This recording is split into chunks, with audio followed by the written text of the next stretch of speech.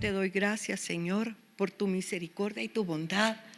Y te doy gracias por las personas que vinieron hoy a pesar de las dificultades para llegar a este lugar. Bendito sea, Señor, y por ese corazón abierto y dispuesto, por esa sed y hambre que han mostrado al venir hoy aquí a pesar de las circunstancias, Señor.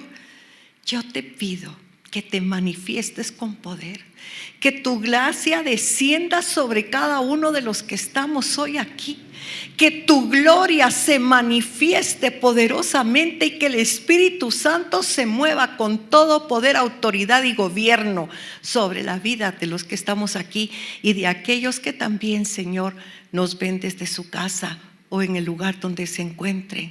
Tenemos hambre y sed de ti, hambre y necesidad de ti. Te necesitamos, Señor Jesucristo. Ven, ven. Estamos esperando tu gloriosa venida. Pero mientras tú vienes, háblanos.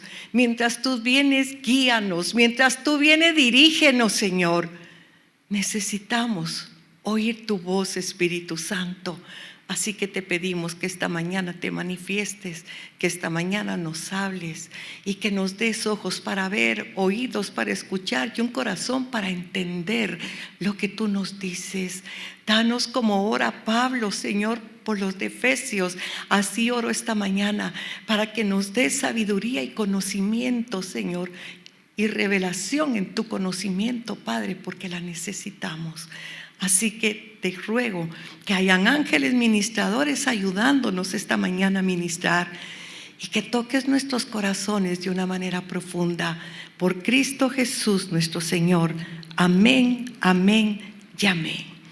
Quisiera pedirles, por favor, que esta mañana me acompañen ustedes al capítulo 15 del Evangelio de Juan.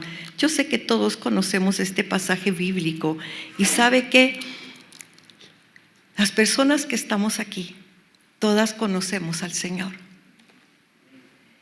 Así que lo que Dios hace cada vez que nos habla, cada vez que nos reunimos, solamente es recordarnos lo que ya ha dicho.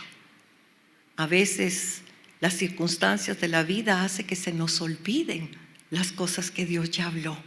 Y Él nos tiene que estar refrescando a nosotros la memoria para que no tengamos temor, para que no nos angustiemos, para que no tengamos ansiedad, porque Él tiene cuidado de nosotros. Entonces lo que yo voy a hacer esta mañana solo es recordar algo de lo que el Señor habló hace mucho tiempo, porque nos está llamando a mantenernos unidos a Él. La oración de nuestro Señor Jesucristo, la última oración que Él hizo por los discípulos, pero que a la vez la hizo por todos los que nos íbamos a convertir a Él, por la predicación de ellos, era: Señor, que sean uno, como tú y yo somos uno, como tú estás en mí, yo en ellos. Es esa unidad, esa unicidad que existe entre el Padre y el Hijo. Él quiere que exista entre nosotros y Él. Así que nosotros sabemos que en el capítulo 15, Él dice algo maravilloso. Y lo que Él dice es: yo soy la vid verdadera y mi Padre es el labrador. Todo pámpano que en mí no lleva fruto lo quitará, y todo aquel que lleva fruto lo limpiará para que lleve más fruto. Él empieza diciendo: yo soy la vid. El Padre es el labrador y nosotros somos las ramas. Porque ¿qué es un pámpano? Un pámpano son las ramas de la vid. Entonces el Señor lo que quiere hablar aquí precisamente hoy es acerca de la vid y de la rama, porque a Él le interesa hablarnos acerca de la unidad, de la intimidad que debe de haber entre la vid y la rama que somos nosotros. Pero para poder entender verdaderamente lo que el Señor quiso decir cuando dijo: yo soy la vid, yo quisiera que ustedes me acompañaran al capítulo 5 del libro de Isaías, porque en el capítulo 5 es interesante, siempre lo hemos hablado, conocer el contexto histórico de la palabra del Señor, del tema que vamos a tratar, es importante, porque el texto histórico lo que hace es ubicarnos en lo que está sucediendo para que entonces tengamos el entendimiento correcto de lo que verdaderamente quiere decirnos el Señor. Para que nosotros demos una interpretación correcta, es importante que conozcamos el por qué el Señor Jesucristo se está comparando en este momento a la vid, y Él está diciendo: yo soy la vid verdadera.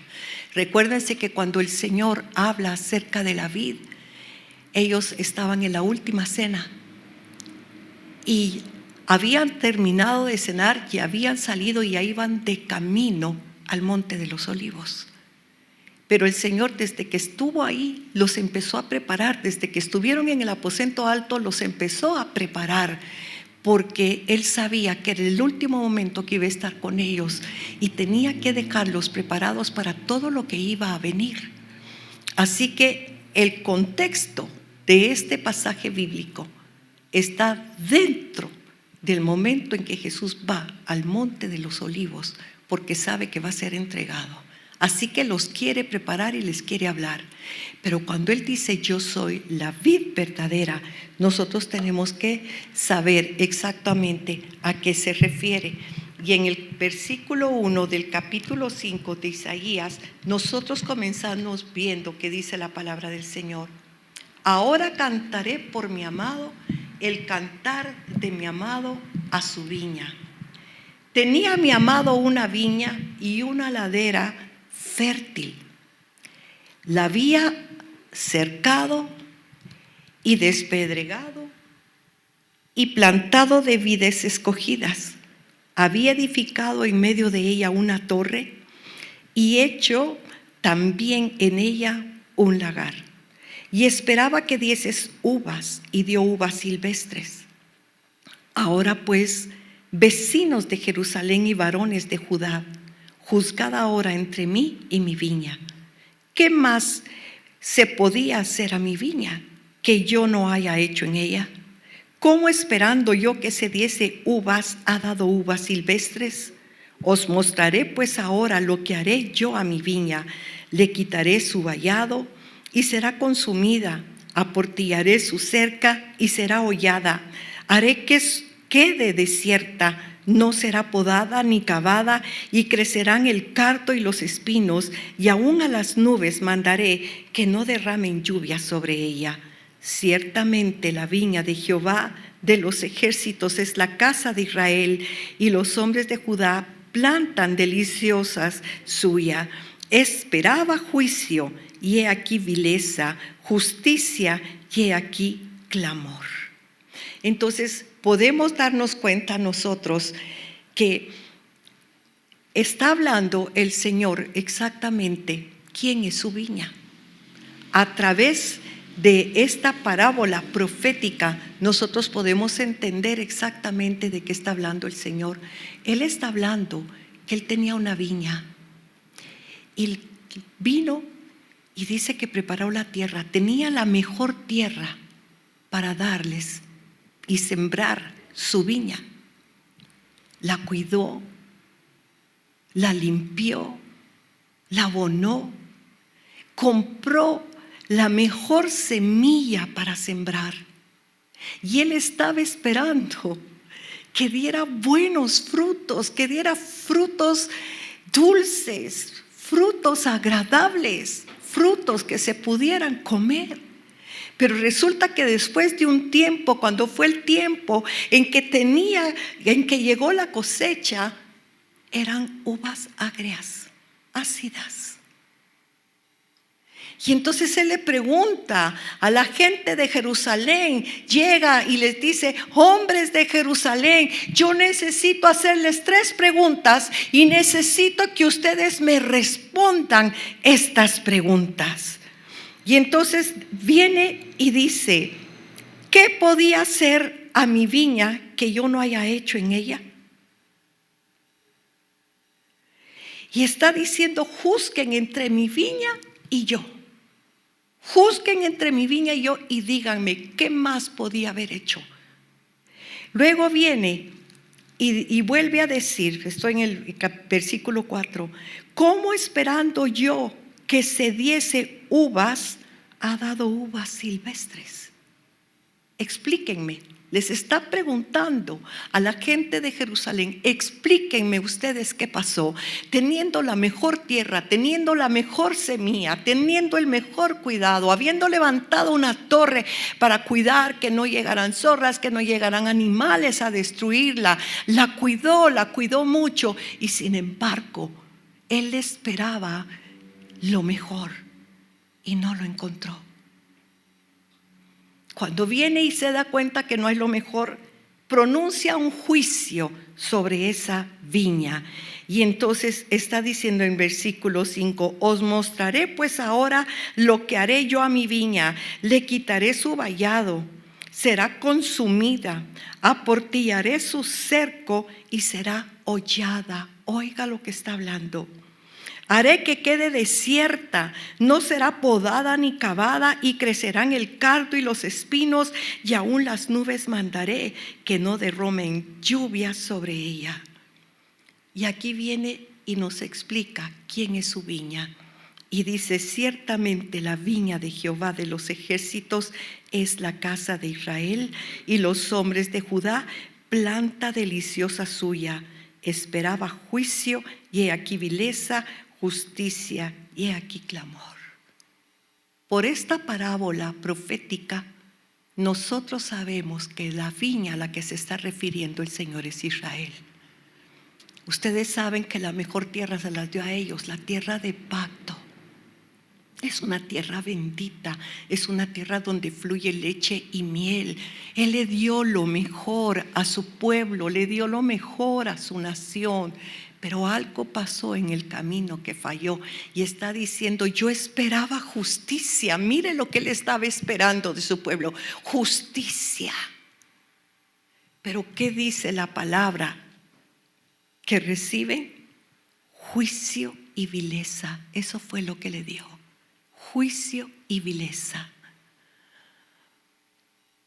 Lo que sí sabemos nosotros, porque sigue diciendo, si usted siguiera leyendo esto, yo por el tiempo no me voy a meter, es que de todos modos el Señor nunca los desechó, nunca los ha dejado de amar y nunca rompió su pacto con ellos.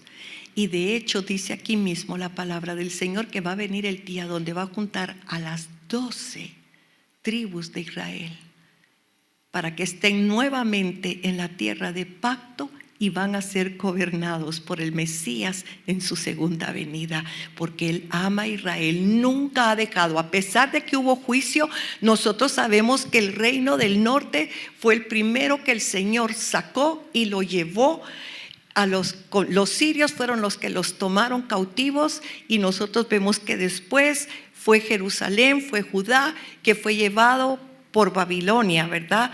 Y fueron cautivos con ellos. Luego de 70 años, como había profetizado Jeremías, regresó la tribu de Judá y Benjamín de regreso otra vez a Jerusalén, y ahí estuvieron incluso cuando vino el Señor Jesucristo.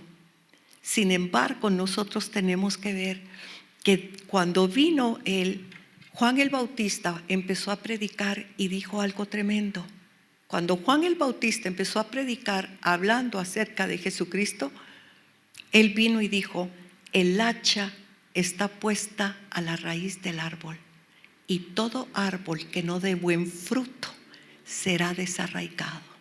En el Antiguo Testamento, cuando usted lee acerca de árboles talados, está hablando de exilio. Está hablando de exilio. Así que Juan el Bautista lo que hizo fue predicar y decir, el hacha está puesta a la raíz. Si no dan el fruto que están esperando, serán talados. Les estaba advirtiendo, ellos sí entendían. Mire, para nosotros es difícil, nosotros tenemos que estudiar mucho la Biblia, porque nosotros no conocemos verdaderamente lo que conocía el pueblo hebreo acerca de Dios, pero Dios a ellos los instruía. Mire, cada vez que nosotros nos reunimos los domingos en la iglesia, no es solo porque es una tradición, no es porque ni modo hay que cumplir con la religión, no. El deseo del corazón de Dios cuando reúne a su pueblo es hablarles, es instruirlos, es que sepan, es que entiendan la vida espiritual, porque la vida espiritual es más real que la vida natural. Alguien decía siempre, el éxito de la vida es el entendimiento espiritual. Y mientras más entendamos de la palabra de Dios, mientras más entendamos de sus mandamientos, mientras más entendamos lo que Él dice, nuestra vida va a ser mejor, vamos a tener menos problemas, van a haber menos situaciones difíciles, porque el que camina en obediencia, dice la palabra del Señor en Deuteronomios 28, las bendiciones lo alcanzan. Y Dios lo que quiere es bendecirnos. Entonces estamos entendiendo que cuando el Señor Jesucristo dice yo soy la vid verdadera, se está refiriendo a que Él vino a cumplir. Él vino a cumplir lo que no cumplió Israel. Él vino a cumplir con la Torá. Él vino a cumplir con todo lo que Dios quería. Por eso es que le está diciendo yo soy la vid verdadera. Y entonces ya vamos a regresar por favor al capítulo 15 del Evangelio de Juan. Y nosotros vamos a empezar a ver realmente lo que el Señor nos quiere decir a nosotros a través de su palabra. Dios explicó su propia parábola, vemos entonces, diciendo, ¿quién es la vid? Es Israel. Es Israel. Pero ahora está diciendo, yo soy la vid verdadera, porque Él vino a cumplir todos los términos que Dios pedía.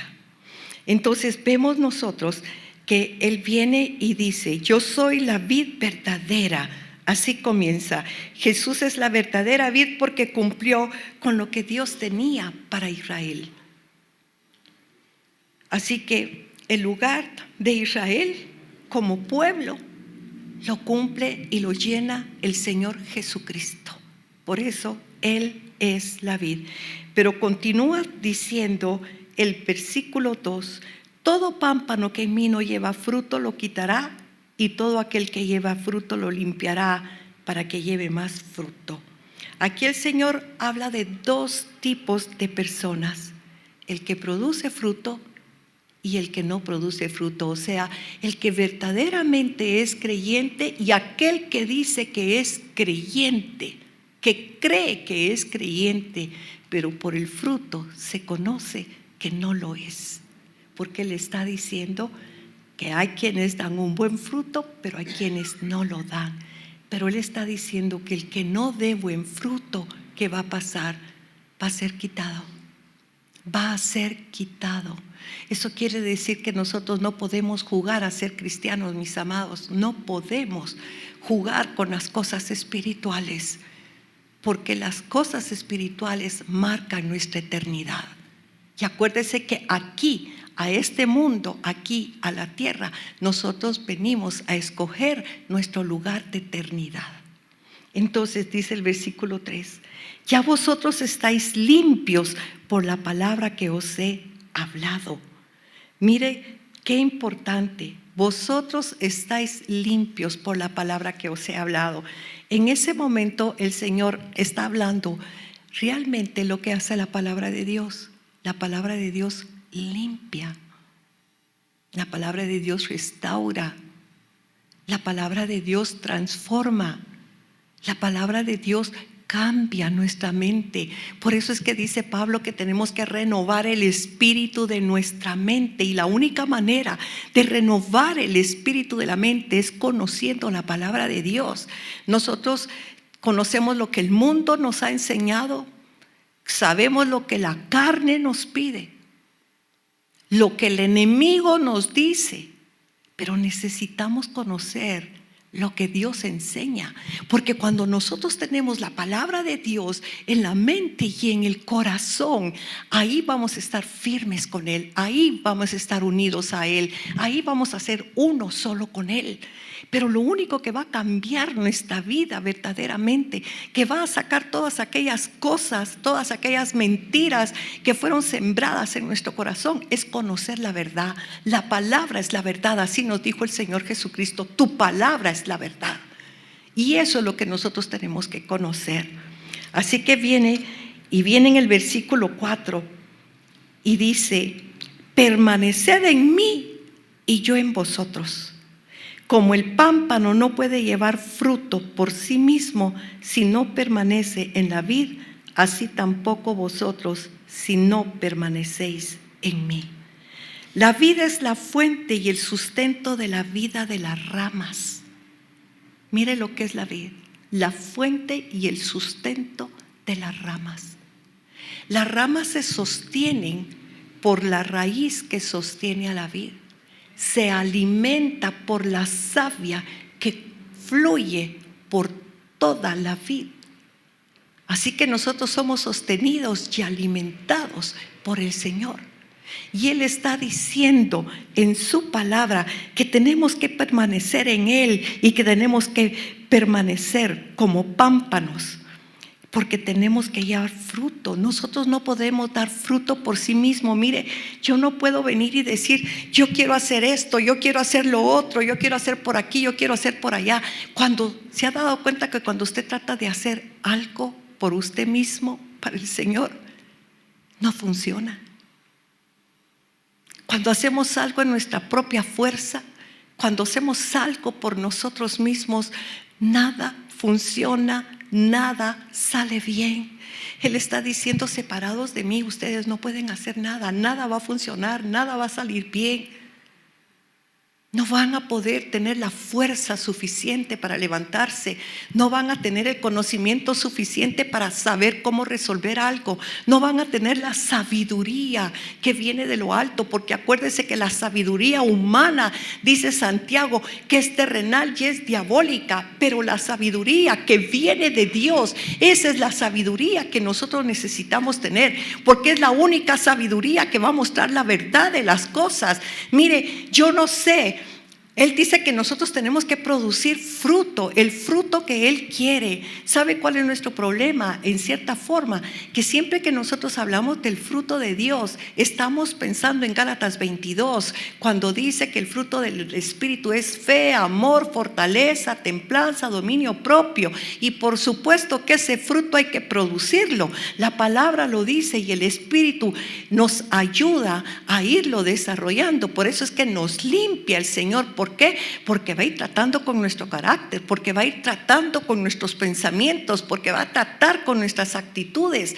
Pero recuérdese que la palabra del Señor dice en Efesios que Él quiere que nosotros, dice que Él nos salvó, nos crió y nos salvó para que nosotros hagamos las obras, buenas obras, para buenas obras, las obras que Dios creó de antemano para que anduviéramos en ellas. O sea que eso quiere decir que nosotros nacimos con propósito. Hay un propósito de Dios, hay un diseño perfecto de Dios para tu vida.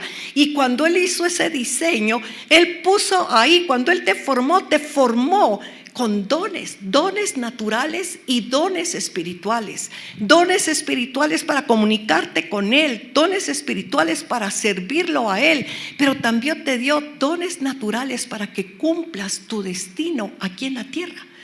Y nuestro destino no solo es conocer a Dios, amar a Dios, obedecer a Dios, sino es cumplir con el propósito que Él tiene para cada uno de nosotros en nuestra vida. Y por eso hay tanta gente frustrada, ustedes, porque la gente no sabe quién es. Dios nos creó para cumplir un destino, pero nosotros no conocemos ese destino porque le pertenece a Dios. Y si nosotros no venimos al conocimiento de Dios y no nos hacemos uno con Dios, porque cuando Él dice permanezcan en mí, Él está hablando de esa intimidad que quiere que tengamos. Por eso Él hablaba de la vid y de la rama, porque está viendo, una rama no puede vivir si no está unido a la vid o a un árbol, porque dijimos ya que se sostiene por el árbol y se sostiene por esa raíz, se alimenta por la savia. Entonces, ¿cómo vamos a fortalecernos? ¿Cómo vamos a vivir? La vid es la vida de la rama. Cristo es la vid. Él es nuestra vida, Él es el que nos sostiene, Él es el que nos ayuda, Él es el que nos fortalece, Él es el que nos alimenta a través de su palabra, Él es el que verdaderamente nos empuja en la vida a salir adelante, el que nos levanta cuando nos caemos, el que nos sostiene cuando ya no podemos, el que nos empuja y nos anima para que nosotros hagamos lo que tenemos que hacer. Él es la vida, Él es la vida, Él es nuestra fuerza, Él es el que nos sostiene, Él es todo para nuestra vida. Separados de Cristo no podemos hacer nada. Solo recuérdese cómo era su vida antes de venir usted a Cristo. Yo no quisiera regresar ni un segundo a mi vida pasada sin Él. No es perfecta mi vida, pero ya no vivo lo que vivía antes. Mi corazón se ha limpiado en el camino, porque me ha podado. Y es duro la podada, mis amados. La podada es dura, por supuesto. Nos tienen que arrancar tantas cosas del corazón, pero a Dios no le interesa tanto tu vida externa cuanto tu vida interna, porque lo que tienes adentro es exactamente lo que provoca lo que vives afuera. Es tu corazón. Y Él va detrás de tu corazón, de tu propia intimidad, de lo más profundo de tu ser. Es lo que quiere. Cuando tú estás en Él, lo que Él quiere verdaderamente es mostrarte lo que hay en ti. Y a veces descubres cosas que ni siquiera te imaginabas que tenías. Si no permanecen en mí, no llevan fruto, y si no producen fruto, van a ser cortados. Mire qué tremendo lo que está diciendo. ¿Y sabe qué? ¿Quién es el que nos corta? Porque está diciendo la palabra del Señor: yo soy la vid verdadera y mi Padre es el labrador. Y todo pámpano que en mí no lleva fruto lo quitará. ¿Quién lo va a quitar? El labrador. ¿Y quién es el labrador? El Padre. Entonces, decir que Dios no tiene la autoridad, ni el dominio, ni el gobierno para quitar lo que no sirve, es decir, que el fruto que no sirve tiene más poder que Dios. Pero Dios lo está advirtiendo: si tú no das el fruto que yo espero de ti, si tú no cumples con el destino que tengo para ti, te quito, te corto. Pero le está hablando a la gente que ya conoce a Dios.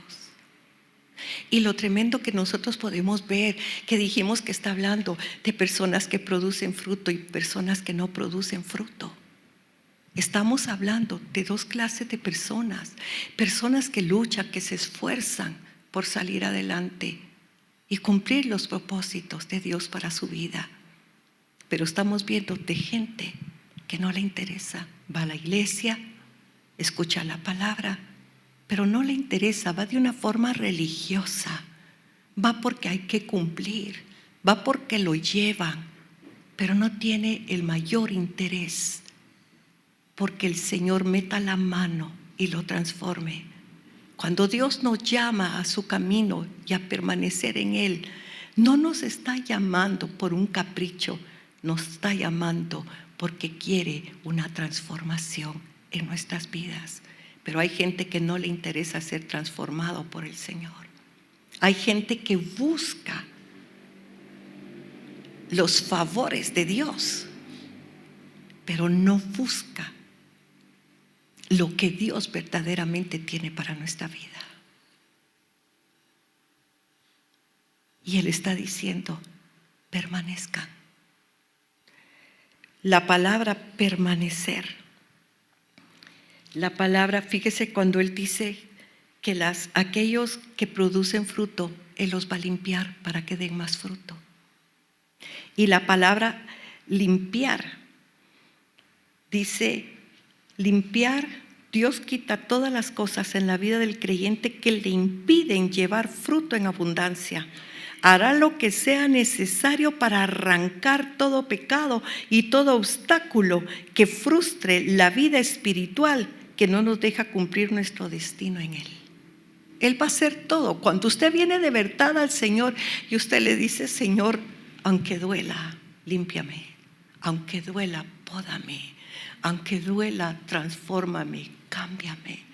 No quiero seguir siendo como soy. Mire, cuando yo llegué al Señor, bueno, no había ni llegado al Señor, pero para mí ese fue el día de mi conversión.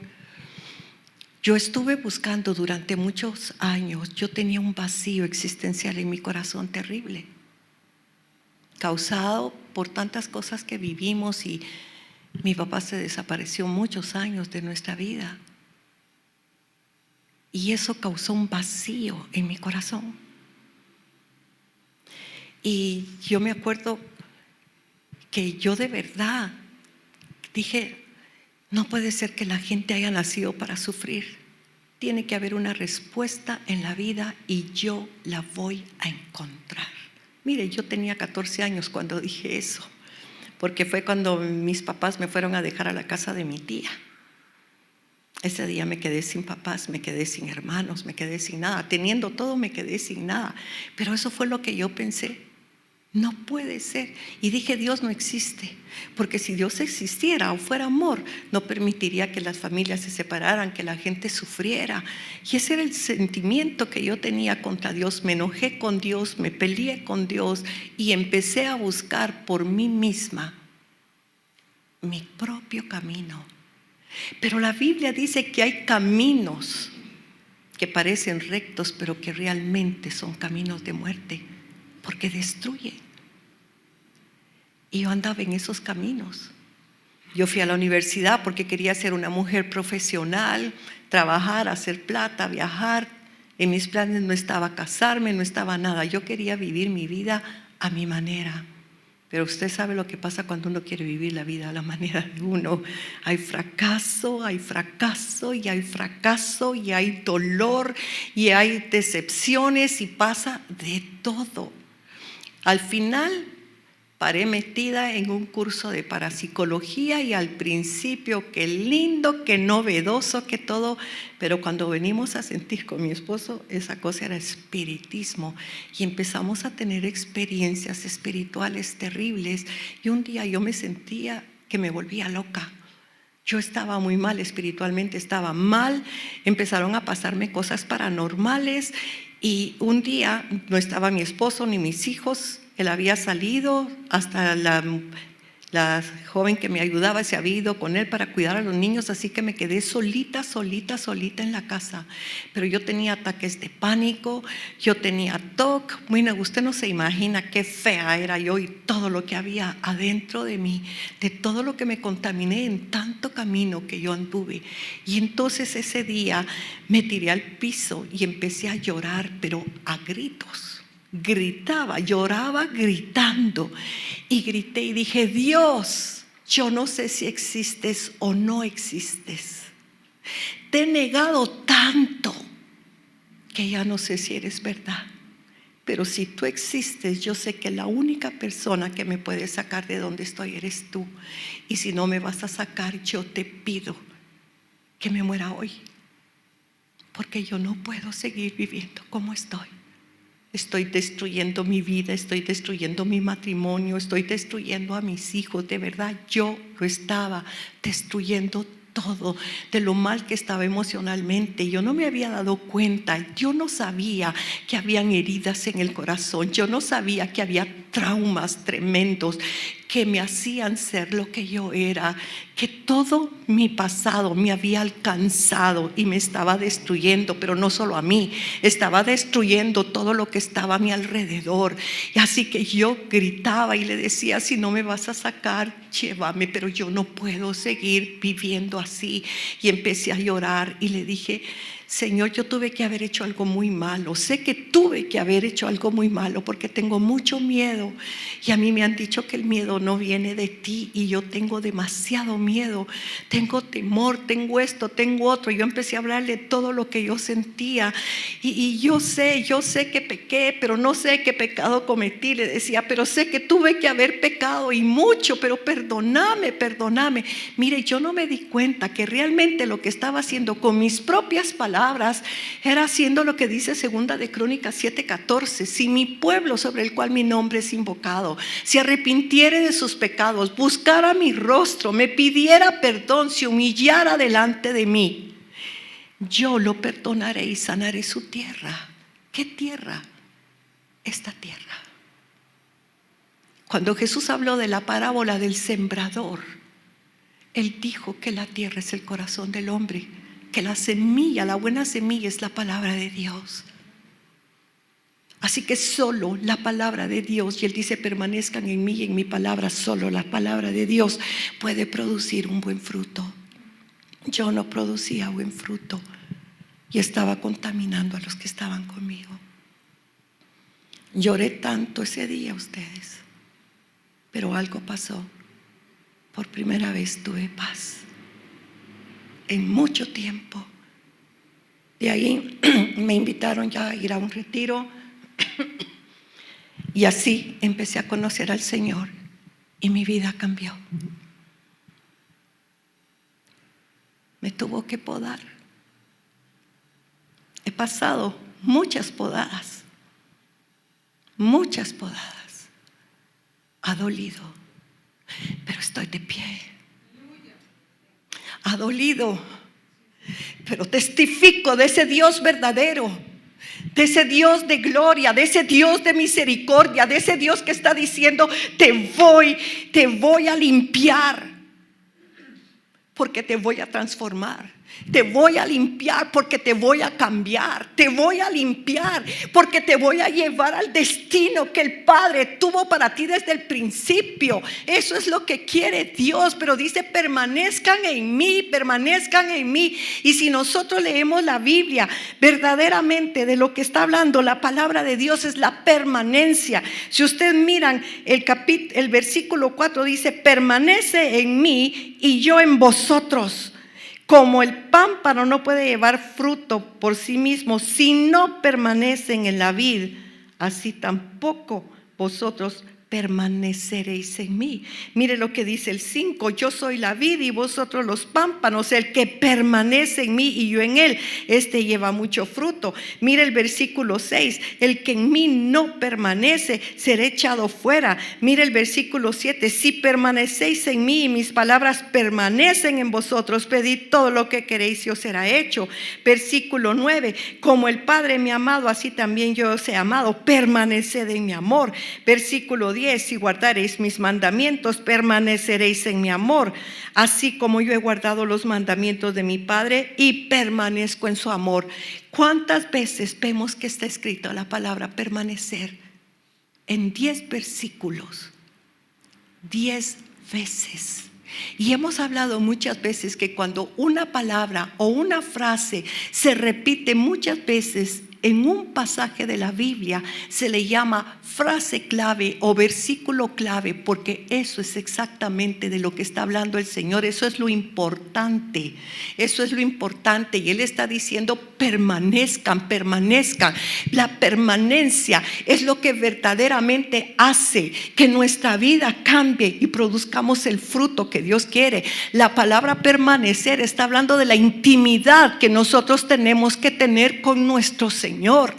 Tenemos que ser uno con Él, porque si usted mira el versículo 6, mire, el versículo 6 es tremendo, es muy, muy tremendo, porque el versículo 6 está diciendo, el que en mí no permanece será echado fuera como pámpano y se secará, y lo recogen y lo echan en el fuego. Aquí está hablando de destrucción. Está hablando de destrucción. Y fíjese lo que dice. Tenemos que tener en cuenta que cuando Jesús está hablando de esto, probablemente los discípulos no entendían, porque los voy a arrancar, los van a tirar, los van a enviar al fuego. Qué duro. Y tal vez en ese momento los discípulos no entendían lo que Jesús quería decir hasta que vieron lo que pasó con Judas. Judas estuvo con Jesús oyó predicar a Jesús, vio hacer milagros a Jesús, caminó con Jesús, pero no permaneció. Y mire lo que dice la palabra del Señor. Dice la palabra del Señor en Lucas 22:3. Y entró Satanás en Judas, por sobrenombre Iscariote, el cual era uno del número de los 12. Mire, él era uno de los 12. La entrada de Satanás, porque dice, y entró Satanás en Judas. La entrada de Satanás en Judas simplemente significa que Judas se sometió a la tentación de Satanás de traicionar a Jesús. Él vino a ser uno con Satanás, como los hombres vienen a ser uno en espíritu con Dios cuando se unen a Él en la consagración. Primera de Corintios 6:17 dice, pero el que se une al Señor, un espíritu es con Él. Lo tremendo es que estamos viendo que aquí, a pesar de que Judas andaba con Jesús, se hizo uno con Satanás.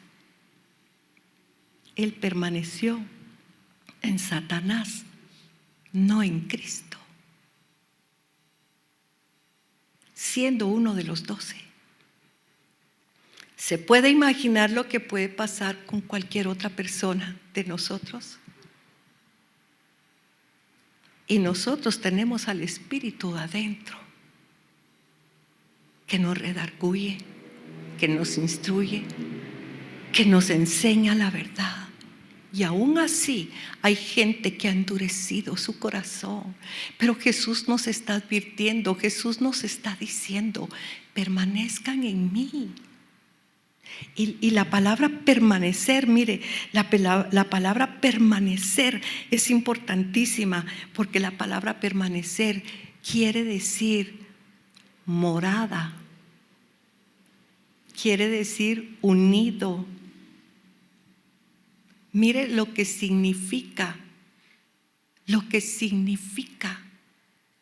el hecho de morar en Cristo, de estar con Él, de vivir en Él, hacer morada en Él. Eso es lo que está diciendo, vivan en mí. ¿Por qué? La vida es la vida. Y si yo estoy en la vida, tengo la vida. Y si yo tengo la vida, yo voy a vivir y cumplir el destino de Dios para mí. Yo no puedo andar donde yo quiero. Voy a sufrir. Pero si yo ando en Cristo, Él me va a sostener y los frutos del Espíritu Santo me van a ayudar. Pero voy a hacer las obras de justicia que Dios quiso para mi vida. Por eso es que dice el capítulo 6 de Romanos, que así como nosotros una vez prestamos nuestros miembros al pecado, ahora los prestemos a la justicia. Eso es lo que Él quiere, justicia. Por eso fue que quitó, dice, podó a Israel, porque Él esperaba justicia. Y no lo tuvo.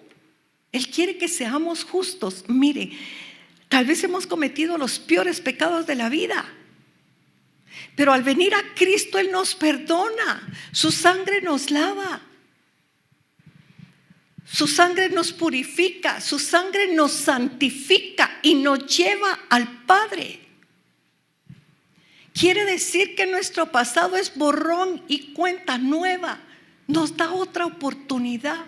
Entonces, si nos está dando otra oportunidad, ¿por qué vamos a seguir caminando en pecado? ¿Por qué vamos a seguir cometiendo aquellos errores que nos destruyeron y destruyeron a los que estaban con nosotros? ¿Por qué vamos a seguir cayendo en lo mismo cuando Dios nos está dando la oportunidad de una vida nueva, de una vida diferente, de una vida estable? Cuando Dios nos toma de la mano para guiarnos a cumplir nuestro propósito. Entonces, nosotros vamos a ver en el capítulo, versículo 7. En el versículo 7 dice: si permanecéis en mí y mis palabras permanecen en vosotros, pedid todo lo que queréis y os será hecho. Mire la promesa del Señor. Si permanecéis en mí y mis palabras permanecen en vosotros, pedid todo lo que queréis. Mire, el versículo 7 deja bien claro que la promesa es ilimitada. Ilimitada, porque dice: pidan todo lo que quieran y lo van a tener. Ni la lotería nos ofrece tanto. Pero tenemos que tomar en cuenta que la condición para que se cumpla la promesa es la permanencia. Si ustedes permanecen en mí. Pero la gente solo llega y pide, hasta se enoja con Dios porque nada. Pero es que Él está diciendo: la condición para obtener es que permanezcan en mí. Porque cuando nosotros permanezcamos en Cristo Jesús, no vamos a pedir tonterías. Casa, carro, puntos. ¿Cómo es que dice? Vamos a pedir lo verdadero. Señor, que se conviertan los que tanto amo. Que te conozcan, que te amen, que te sirvan. Vamos a pedir de acuerdo al propósito de Dios, no de acuerdo a lo que a mí me da la gana. Perdón la expresión. Porque entonces vamos a caminar en sabiduría. Vamos a tener la revelación de Dios y vamos a aprender a valorar las cosas por lo que son, no por el precio que le hemos puesto. Entonces Él está diciendo que el cumplimiento depende de la permanencia en Él y en su palabra. Mire, la clave bíblica para la permanencia está en 1 de Juan 2:6. 1 de Juan 2:6 dice: el que dice que permanece en Él debe andar como Él anduvo. Esa es la permanencia. El que dice que permanece en Él debe andar como Él anduvo. Si yo camino como Cristo, yo puedo pedirle al Padre que me va a dar. Pero por eso se da cuenta, tengo que andar como Él anduvo, tengo que ser como Él era en su parte humana, no en su parte divina. Yo nunca podré ser Dios, pero sí puedo hacer lo que Él hizo como hombre aquí, porque Él dependía de Dios y hacía todo lo que Dios le decía. Y si yo permanezco en Cristo, entonces yo voy a hacer todo lo que Él me diga a través de su Espíritu Santo. Así como Jesús necesitó de un cuerpo para venir a este mundo. Jesús necesitó de un cuerpo para poder hablar. Jesús necesitó de un cuerpo para acercarse a la gente y poderla sanar. Jesús necesitó de un cuerpo para poder hacer lo que tenía que hacer. Y entonces el Espíritu Santo necesita un cuerpo para hacer lo que tiene que hacer. Cuando dice tiene que andar como Él anduvo, quiere decir que yo tengo que prestarle mi cuerpo al Señor para que el Espíritu Santo haga a través de mí lo que haría Jesús si todavía estuviera en este mundo. Eso es lo que Él quiere hacer. Necesita nuestro cuerpo. Necesita nuestro cuerpo para poderle hablar a la gente, para poder sanar a la gente, para poder levantar a la gente, para poder ayudar y hacer cosas. Por eso dice produzcan fruto. Pero yo le hago una pregunta. Cuando usted se come una uva, ¿se la come el árbol o se la come usted? Si usted quiere una manzana, ¿se la come el árbol o se la come usted? Entonces el fruto es para los demás. Hay tres cosas que nosotros tenemos que entender del fruto. Lo primero es que el fruto, mire, el fruto no es invisible. El fruto no es invisible. Usted pasa por un árbol que está produciendo peras y ve las peras, ve las manzanas. No hay fruto invisible. se ve. Eso quiere decir que por el fruto se conoce el árbol. Usted puede saber cuando una persona puede decir que es creyente, pero véale actuar, véale hablar, y usted va a saber si realmente es o no es un seguidor de Cristo, un discípulo de Cristo, porque no es invisible.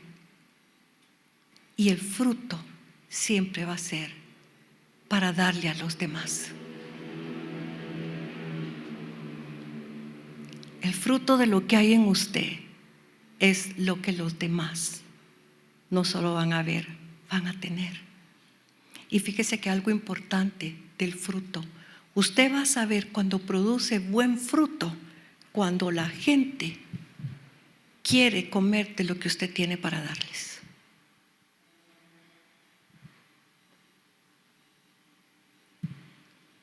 Ala, mira, ¿podés orar por mí? Ala, tú me podías explicar esto. Tú me podrías decir cómo hacer tal cosa. Mira, ¿a qué grupo vas? Yo quiero ir contigo.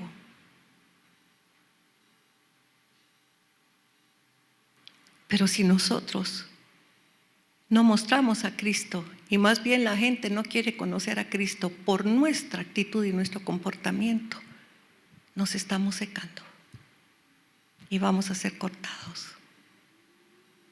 porque no andamos como Él anduvo.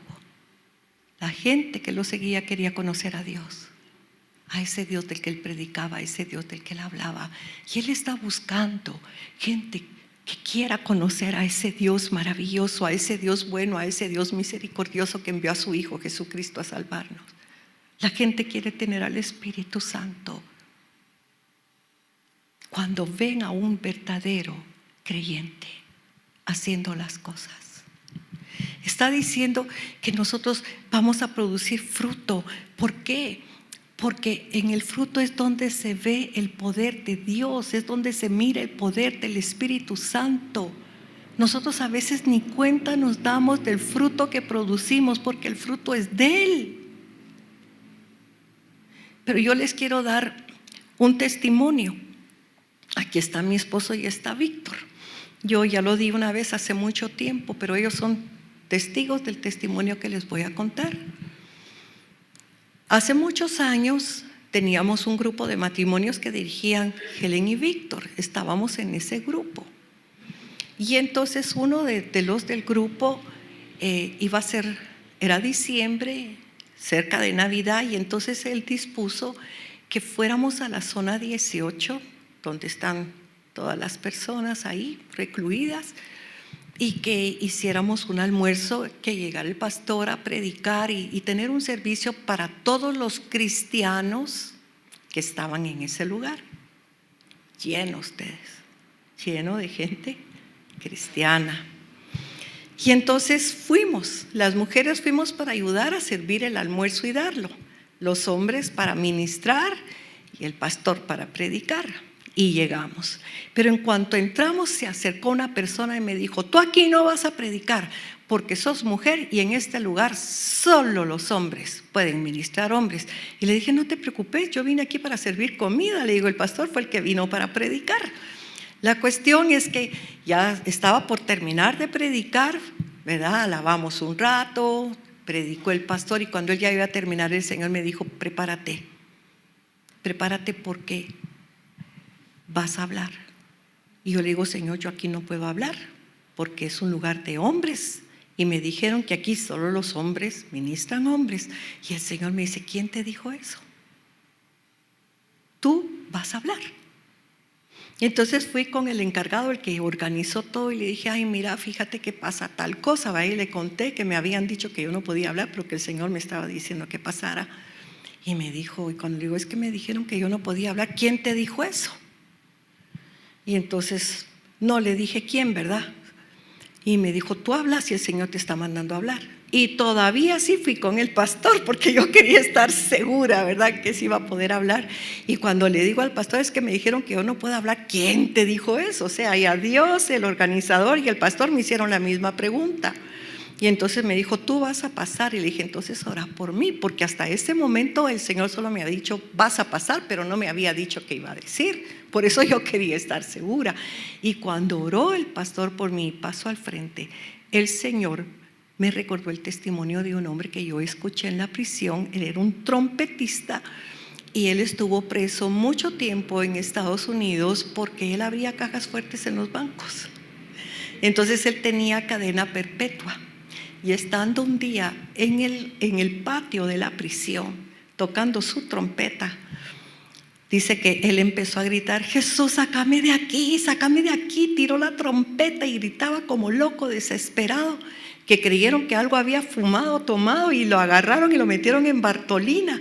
Pero el Señor le habló y le dijo, yo no te puedo sacar de aquí hasta que primero no saque lo que tienes aquí, porque esto es lo que te trajo a este lugar.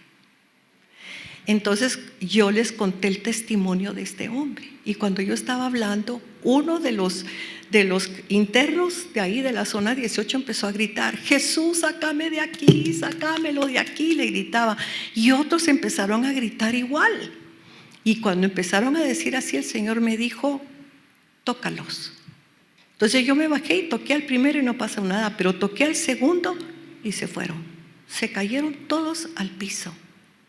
Quiero decirle que es la única vez en mi vida que me ha pasado eso. La única, la última. Yo espero que algún día el Señor lo quiera volver a hacer. Pero todos, usted tenía un patio lleno. Yo me acuerdo de dos de ellos ahí parados que quisieron como agarrarlos cuando caían y mejor se quedaron a un lado porque no se pudo. Efecto dominó, todos. Mire, yo empecé a sentir que flotaba, yo empecé a sentir... Ya no pude repartir comidas después de que terminamos, porque de veras yo me quedé impactada. Pero cuando ya íbamos en el carro de regreso con mi esposo, que yo no hablé una palabra a ustedes, no pude ni hablar. El Señor me dejó callada de lo impactante que había pasado. Le digo en el carro con mi pensamiento, Señor, ¿por qué hiciste eso conmigo? ¿Por qué no lo hiciste con el pastor si a él lo has llevado por todo el mundo y cuenta los milagros que haces? Y me dijo, primero, porque yo quería mostrarles a todos que yo uso a las mujeres cuando quiero y donde quiero, me dijo. Pero segundo, me dijo, porque de todas las personas que vinieron hoy a este lugar, me dijo, la única que ha ministrado en prisiones eres tú. Yo estuve 7 años predicando en prisiones, evangelizando en prisiones. Me dijo, la única persona, me dijo, que vino hoy a este lugar, que ha ministrado en prisiones, eras tú. Y cuando tú estuviste en la prisión, entonces, me dijo él, adquiriste una posición que nadie tenía, ni el pastor. Por eso la única que yo podía usar era a ti. Cuando nosotros permanecemos en el Señor, adquirimos posiciones, porque hay diferentes lugares de permanencia.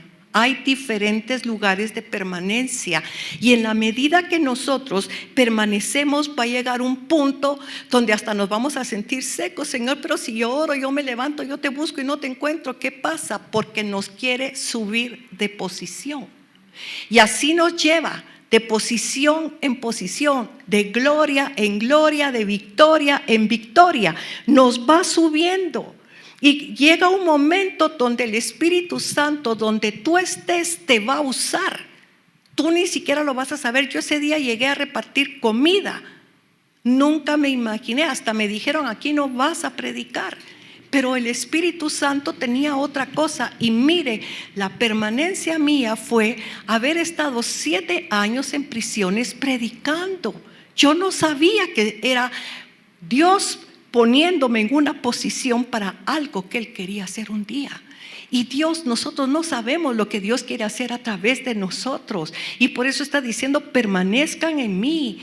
Permanezcan en mí, permanezcan en mi palabra, produzcan el fruto que yo necesito, porque cuando menos sintamos, Dios nos va a usar donde Él quiere, cuando Él quiere, como Él quiere, pero te necesita unida a Él, unido a Él, porque Él está buscando, sobre todo en este tiempo tan difícil que estamos viviendo, Él necesita gente comprometida con Cristo, gente que le dijo, heme aquí, envíame a mí, yo iré por ti, gente que verdaderamente esté dispuesta a ir.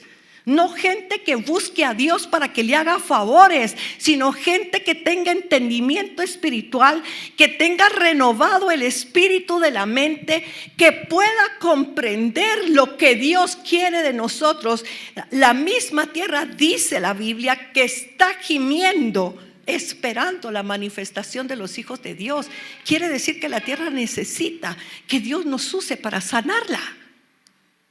Si nosotros tuviéramos entendimiento espiritual y nos fuéramos a orar porque el Señor sane esta tierra, ustedes miren todo lo que está pasando, la cantidad de hoyos que se están abriendo, lo que está pasando. La tierra necesita que la gente se levante, que la gente ore, que clame a Dios. Hay gente con llamado para eso, porque hay muchos llamados. Acuérdense, hay muchas posiciones. Pero las posiciones lo que quieren producir al fruto al que se refiere el Señor es precisamente eso. Que en el momento que Dios quiera use el fruto que tú ni siquiera sabes que estás produciendo para Él y Él lo pueda usar.